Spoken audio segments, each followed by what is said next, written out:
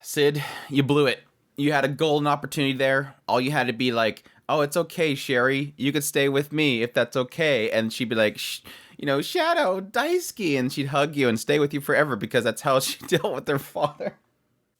I'm joking. I'm joking. She was very young when the whole incident happened with her mother. So it's obvious that she was in this shock state and she probably wouldn't know what the hell was happening around her. But at least all my predictions were true. That it was the old man. It was her father. And he was also in the suit. Like the moment that he coughed, I'm like, okay, I guess that thing's over.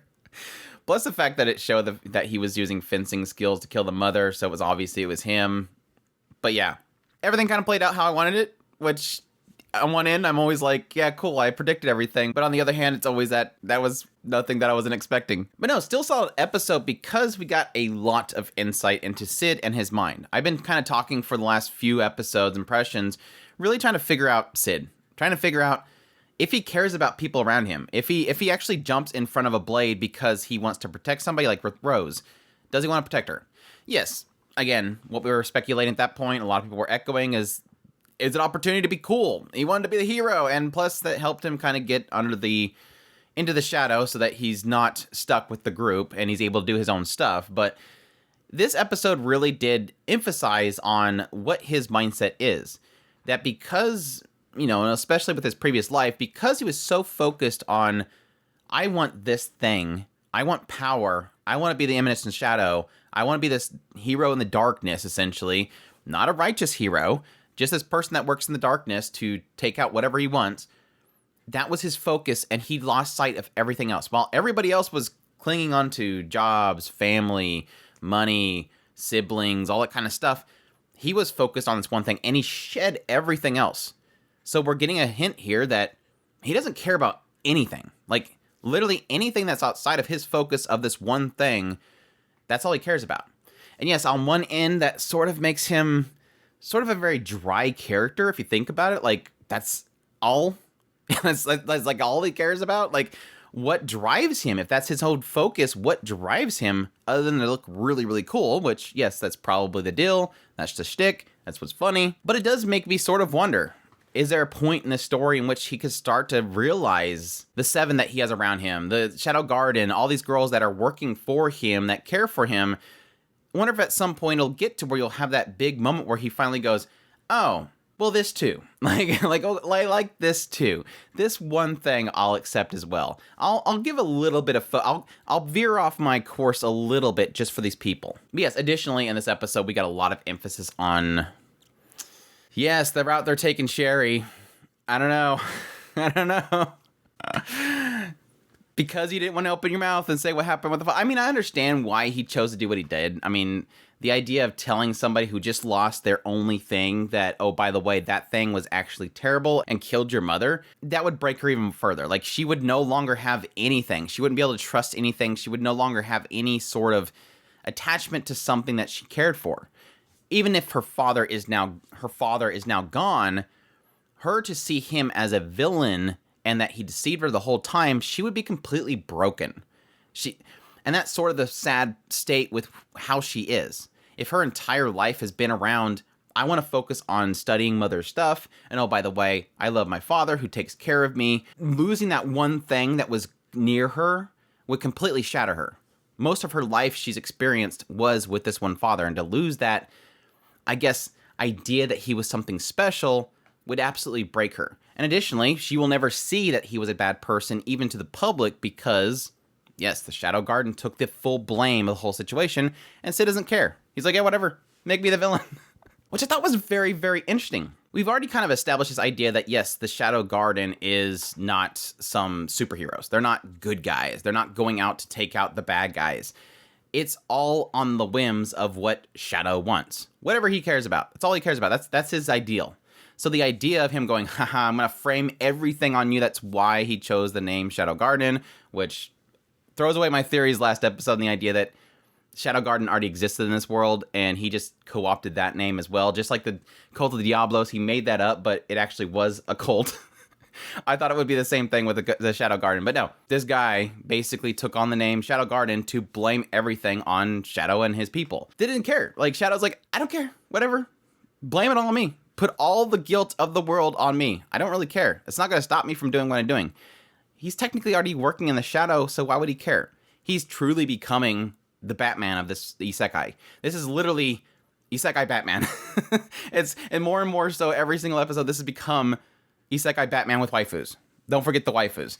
I mean, Catwoman and stuff, but that wasn't waifus. So he's perfectly fine with that. But what was interesting, and this is kind of weird. Alpha at some points, I think it was Alpha.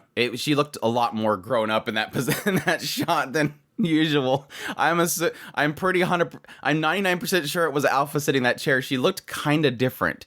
But no, Alpha specifically said, I thought this organization stood for righteousness. That was her perspective. She thought that they were for righteousness. But they now know, based on, I think Gamma was the one that overheard the whole conversation with Barnett, was that he didn't care. Pour all the guilt on him. He doesn't fight evil, specifically. And despite her not knowing that, she's fine with it. Like, I thought this is what we're doing. Apparently we're not. So let's shift goals. Like, she's just like, okay, let's get the team together because we gotta clarify things. We've not been really technically doing this right. Yes, they've been doing it right because he wanted to take out the cult of Diablos, and they've been doing that. But specifically, the idea of righteousness itself is not necessarily their goal. So they kind of have to shift things in order to fit, or at least follow, his resolve. And it's really just more them not realizing what he... See, I mean, this is that ongoing theme where whenever he does something, they go, oh, you've seen something different, let's go with that. It's similar here. Oh, we thought that he stood for righteousness, but that's not how he saw it. We need to change how we view this whole situation. It's really kind of going from narrowing your perspective to this one goal to more of a, okay, it's technically what they still believe is his goal, which is technically his whims, and that's something they have to now kind of follow. But yes, the very end is the missed opportunity. Obviously, because Sherry's seen Shadow take out her father, she immediately is upset about it. He decides not to say anything. And then, yes, at the very end, she's like, oh, I'm going to go to this other school because it's better there for me because they have a lot of information there and studies that I can get into that I really need. And plus, I don't have anything here anymore. I have this one goal now. I have this goal that I have in mind now. And he's like, well, if you don't mind me asking, what's that goal? And then she looked up at this guy, looked pained, a little angry, and then smiled and said, it's a secret. And then leaves. So I don't know, maybe unless she took some weird, crazy, twisted thing out of the whole situation, pretty much indicates that she wants to kill Shadow. Like, she now wants to take out Shadow, the one that killed her father. Now, how does she know he's Shadow? That's the big question mark. Nothing indicates that she has ever met Shadow or seen Shadow. She's only ever, that whole situation, the only person she's seen was Sid. Now, obviously the news is broadcasting that Shadow Garden attacked them. I don't know if they know who Shadow is specifically, but they know that Shadow Garden did it. So maybe her goal is now to take down Shadow Garden specifically. But yeah, he's basically, because he didn't want to tell her the truth, she's a psychopath that's going to be coming after him later. So I'm sure down the road we'll have... She shows up with some new crafty thing that she's developed that will stop his magic and paralyze him, and she will finally get her revenge.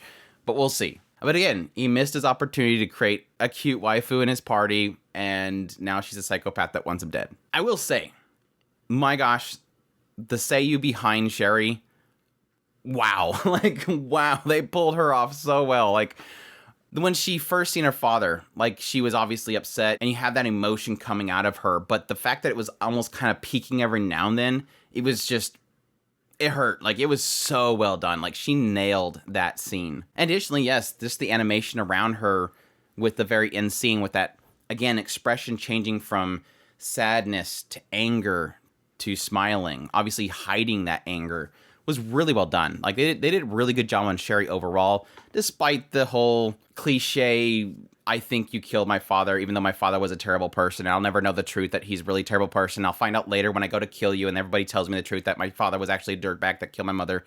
That kind of trope. But I guess that falls into what Sid wants.